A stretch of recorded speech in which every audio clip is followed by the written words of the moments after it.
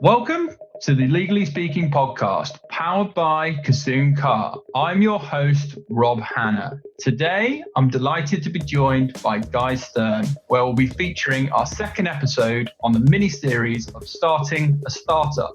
So, welcome back, Guy. It's great to be back. Can't believe it's been a week. Indeed, time flies when you're having fun. Last week, we really enjoyed chatting, and this week, we're moving the dial to what we're calling first steps. As you know, anyone who's had a shower has had a great idea, to quote your good self. So we want to sort of take the idea of Legal Connection and you want to sort of build that into a viable business. So today we're going to be talking about how you've actually validated that idea for Legal Connection and how you convinced people in early days and kept your own self-motivation. So let's sort of start at the beginning. Your idea. You have the idea. What should you do to actually get started? Good question. And I assume that this podcast goes out to lawyers. And I know that lawyers don't necessarily have technical skills. And I often encounter lawyers and legal professionals who think that they're stuck because they have a great idea. They don't know what to do next in terms of execution. So definitely the first thing you should do, in my opinion, is build something, create something. It doesn't need to be a working app. It doesn't need to be a finished product. Something that you can show. It could be a pitch deck. It could be a user experience of how you want something to look. The most important thing is to get started. You said, and yeah, you quoted me from my little blurb, anyone who's had a shower has had a great idea. I have tons of these ideas when I'm in the shower. What I've learned is to take that idea and just take the very first step. With Legal Connection, what did I do? I went on a website called Fiverr. I found a guy in India named Hiran. I'll never forget. Our first few conversations, I explained to him what my product was going to be. He charged me $5 a screen, and he mocked up about 5 screens for me. And that, back in 2017 was the beginning of Legal Connection. And today it's a product that is used by law firms. So does that help? Certainly does. And I guess what I'm gleaming there then is it doesn't necessarily need to be perfect. You don't need to have the perfect idea. You need to sort of act on the idea. Is that right? Yeah, definitely. The sad reality is that the first time that you create this app or this product or whatever it is, it's probably not going to be perfect. And I know lawyers are perfectionists and they don't, for example, embrace the notion of failing fast and failing often and experimenting. What are some of the things that here in Silicon Valley? Move fast and break things. That's not something you typically hear in a law firm, is it? No. That's part of the company culture at Facebook. Move fast and break things, fail fast, and so on. So you got to test it. You got to take that first step. You got to make that first really shoddy looking app idea thing that's held together with sticky tape and putty and so on. And that becomes something that you can then start to show to the world and start to get feedback, and you can iterate around it.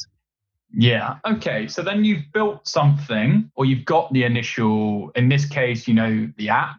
How do you get people to then use your app? For me, building the product took, I guess, maybe about 6 months. And then, like you said, you had a product, and I still have a product, and I tried to get people to use Legal Connection every day. We've got law firms using it, but, part of business development is constantly getting it in front of people.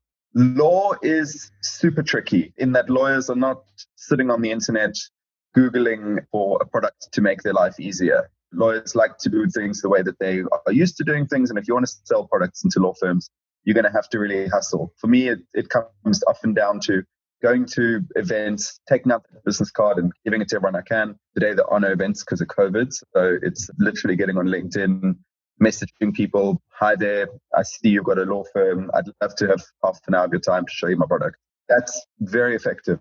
The one cool thing I'll say about lawyers is that they are very interested in seeing what the future of legal tech is and being involved in legal innovation. So if you can pitch it to them, not necessarily that you're trying to sell them something, but that you're trying to show them something that you built and getting their feedback and so on, that's a really nice way to approach things. And yeah, in the end of the day, you've got to get someone to test and use the product. The sooner, the better. Yeah, no, completely agree. I think the more feedback you can get and get users encouraging to use it, the better. So you also have won international awards. So tell us a little bit more about that. Oh, you must be referring to the Hill Innovating Justice Challenge from 2018. Indeed. Tell us more. Yeah, sure. So look, back when Legal Connection was still an idea in the back of my head, I did what every entrepreneur should do. I applied for every hackathon. I applied for every startup contest. Anything that I saw which had the word legal in it and had a application form, I filled it in.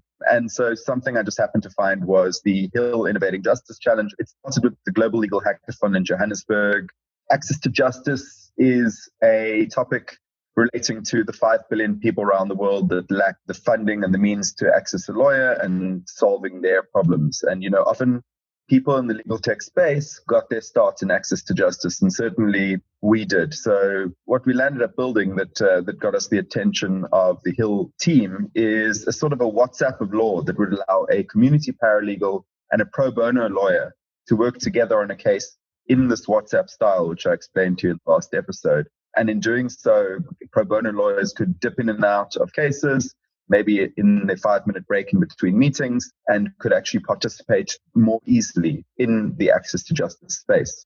And working hard, getting law firms to sort of validate it in South Africa had me win a trip to The Hague, where I was invited. Well, I was one of a few teams, and we were all invited to pitch at the Peace Palace to an audience of attorney generals and chief justices. It was a huge honor to go on stage and to talk about how I think the human cloud can put a serious dent into access to justice and how we think our app can facilitate that. Cool. Well, thanks so much for shedding light on that, particularly around the first steps. I'm sure that's going to inspire a lot of people in terms of what they need to do in terms of starting their startup. So I look forward to talking next week, where we're talking about breaking into the legal tech ecosystem. So thanks so much for joining us once again, Guy. Sounds good, Robert. Thanks. I'll see you next week.